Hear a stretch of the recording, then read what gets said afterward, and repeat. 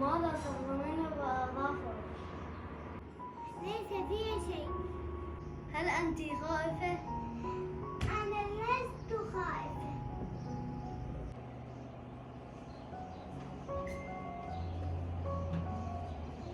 جود، فاطمة، ما بكما؟ فاطمة تلقم أظافرها. فاطمة تقضم أظافرها. تعالي اجلس بجانبي. تعالي أنت الأخرى، تعالي هنا اجلسي.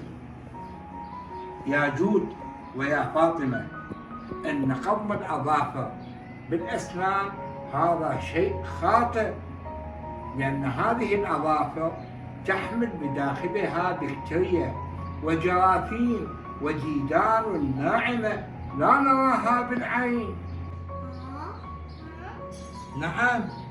نعم يا جود ويا فاطمة، فهذه البكتيريا عندما تدخل إلى أمعائنا ستسبب ألما، كذلك تسبب ألما في الرأس، صداع حاد، وكذلك تشوه الأسنان حينما تنمو في داخلها.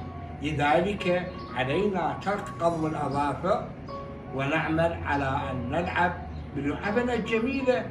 أما إذا كبرت أظافرنا فلدينا مقراضة نقص هذه الأظافر الطويلة ونتخلص منها ومن الجراثيم.